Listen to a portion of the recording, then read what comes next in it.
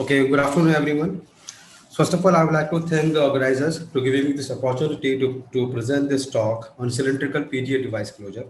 To start this talk, let's go to the classification. This is a well-known classification where PDAs has been divided into 6 types. I will not go into details, but the focus of concern for today's talk will be type B and type C, especially type C, when there is no construction of PDA at the PA end. And these are the difficult PDAs to close. And I will be talking about these type of PDAs only. Why it's considered to be a difficult to close a tubular PDS or a cylindrical PDA. The reason is there is no construction at PA end. So usually they are related to delineate.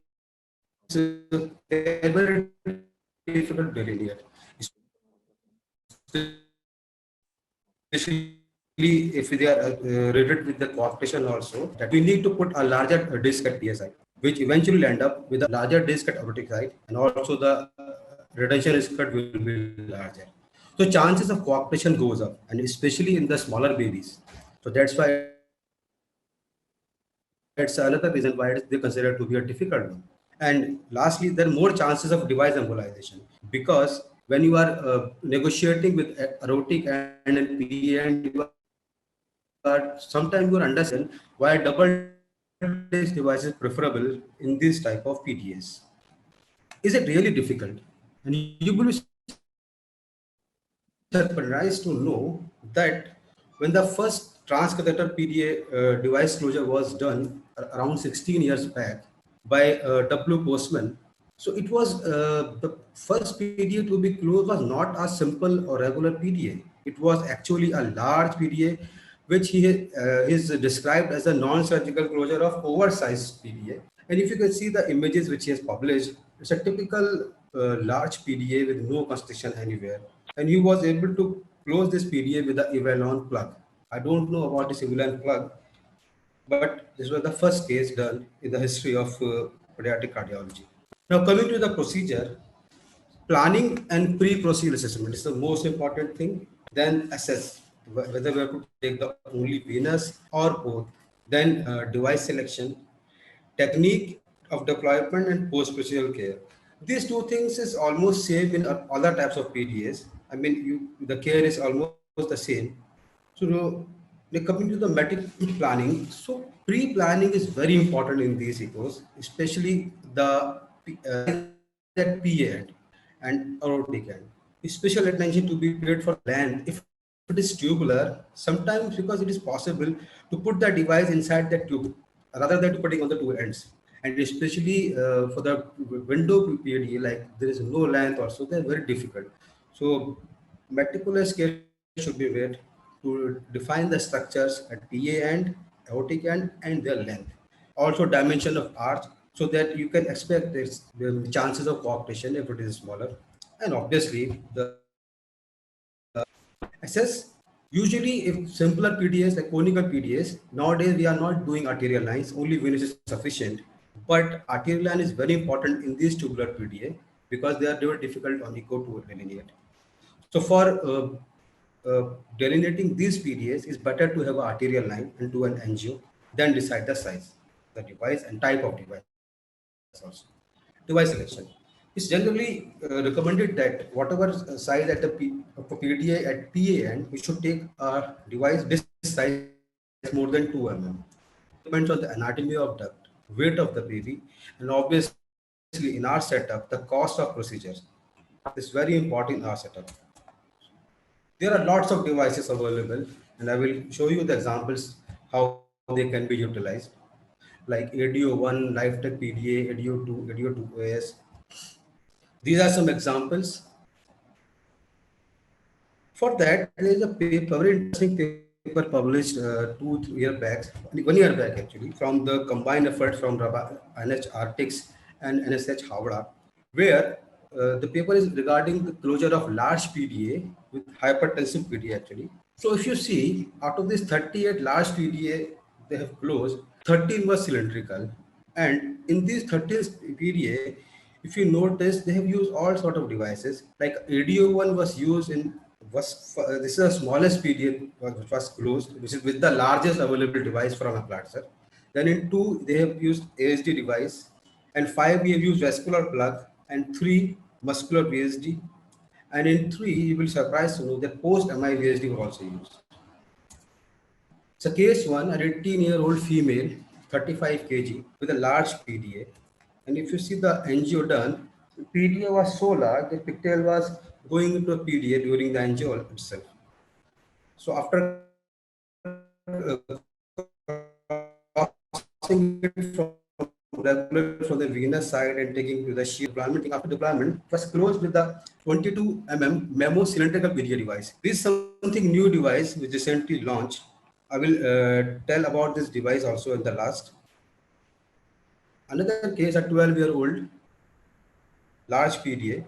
So if you see the angio, it was typical tubular PDA with no constriction at any end. It was crossed regularly with this sheath.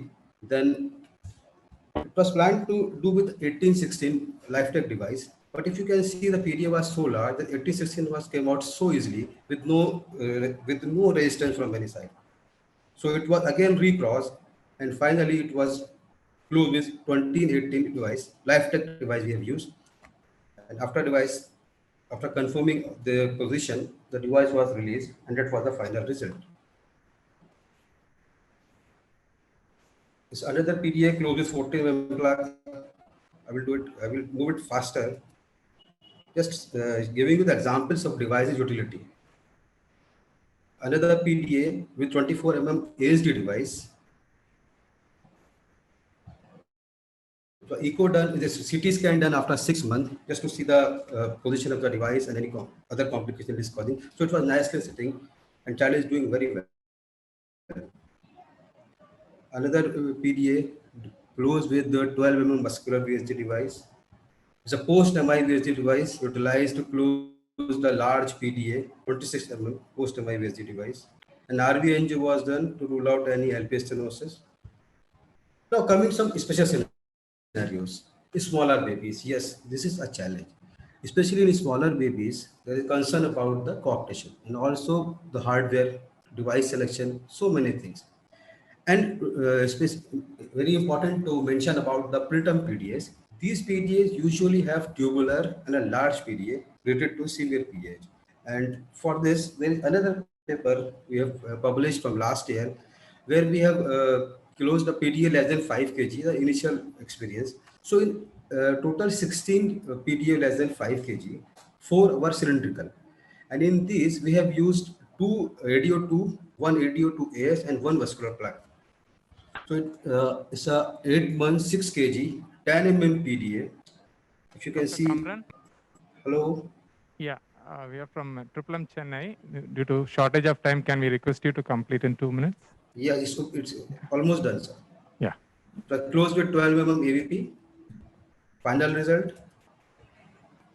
Another case, 2 months, 3 kg done with AVP2. Special scenario when cooperation. So it can be done with the covered stand or sometimes with large devices and uncovered stand like this. It was done 26 by 24 mm LifeTech PDA device, and after positioning, device was in position. Then a 1040 coaxial was taken when inflated. This was the final result. Similar case, coarctation with large PDA done with the 12 mm vascular plug and stand. Final result was very good. So the new option is like if like 16-month-old baby, it is an example only, 6.5 kg, 6 mm PDA.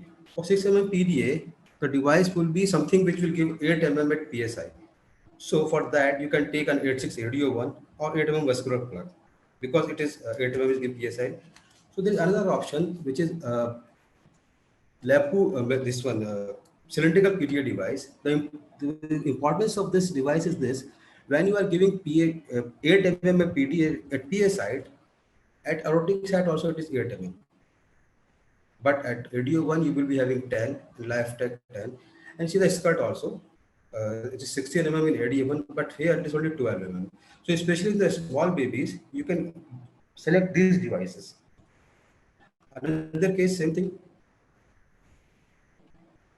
So these are few cases we have done with cylindrical PDA devices. This is the range available. So to conclude the session, the cylindrical PDA, though a tricky one, but they are amenable for device closure. Pre-procedural assessment is a key. Angiogram is recommended for better delineation, and be flexible in device selection. There are lots of devices which are available in market. It's always involve surgical team because they are very risky. Thank you so much. Hope you have enjoyed the talk.